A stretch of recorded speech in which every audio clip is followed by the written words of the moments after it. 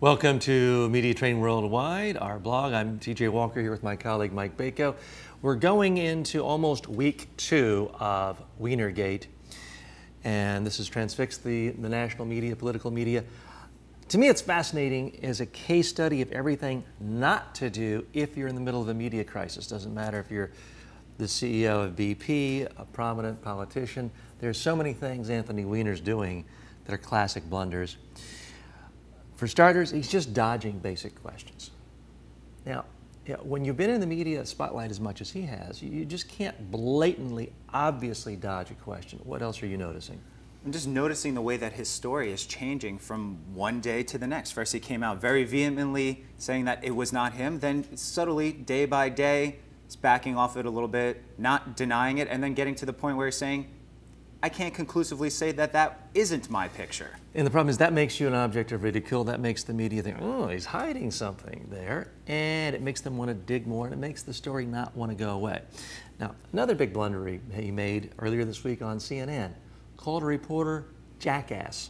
Now, as a general media strategy, not particularly effective. Do you like it when people call you a jackass? I have not had that happen too often, but when it does, no, I do not like that. Does that make you want to go out of your way to make someone look good? No, not at all. So just fundamental, this idea of reacting with anger. And you know, you think back to when you were a kid or in an argument and you didn't have any response other than to call someone a name, pull someone's hair, get violent with them. And it's the same thing here as an adult, not doing that. Not a particularly effective strategy. The next thing I found, without even having to think about it, sitting down for about 5 seconds, I came up with 10 big blunders he made. The first, dodging questions. The second, calling him reporter a jackass. The third, just saying, I'm not going to talk about this anymore. It just doesn't work. It doesn't work. It makes people want to ask even more questions. So why not? You cannot be a major national media figure, especially someone with his prominence, who's in the media seemingly a dozen hours a day attacking other people, and then simply proclaiming you're not going to talk about something any longer. Now, he's trying to control the interview. The only problem is that's not the way you control an interview. If you want to control the interview, you have to answer questions in a way that does not arouse more curiosity and that actually answers a question. Ideally, you do it in a boring way so that people want to move on. Unfortunately, he's been anything but boring. Now, related to this, trying to say I'm not going to talk about it anymore, he then says things like, I choose not to participate anymore. What the heck does that mean? If I choose not to participate in something, it's because I feel defeated. I feel like I can't win this argument, and in this situation, he's facing this throng of press. He can't win in this situation. And again, it's obviously a lie because he is participating. There he is at a press conference, and he's done numerous interviews before that. He's done numerous interviews since that press conference where he stated that. So it just doesn't work. Number 5, what I have. So I'm here to talk about the debt issue. Well, here's the problem. You don't get to tell the reporters what the topic is of the day.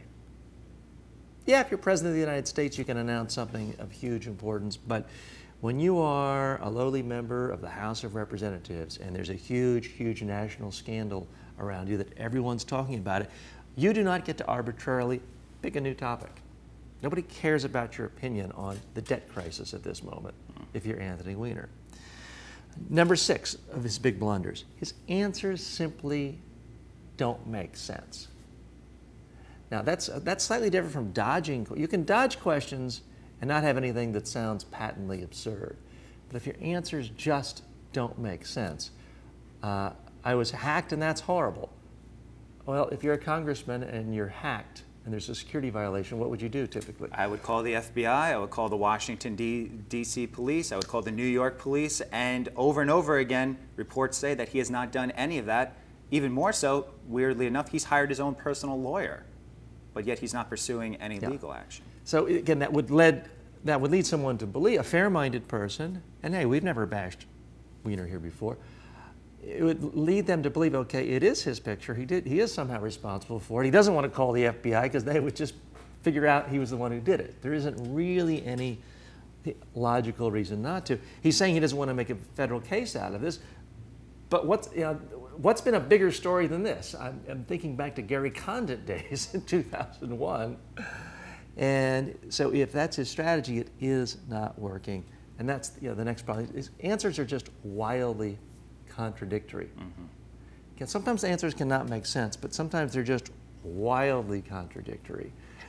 And it just doesn't make sense, and that's hurting him a great deal. The next thing I've got to say when attacking him for his media strategy is just a fundamental level. If you are going to be attacking people every day, and Weiner does that. He is an absolute pit bull. He attacks Republicans, he attacks conservatives, he attacks Mayor Bloomberg day in and day out. If you're going to be someone who attacks someone every single day, you better get ready to take a punch. And he has been spectacularly awful in doing this. Number 9 on my list, as you mentioned earlier, he changes his story every single day. And number 10 on my list, this has now happened for so long. This is now 6 days into the story, that he really runs the risk of this painting his entire career and making him a joke. Do you think he runs the risk of that, or do you think it has already happened?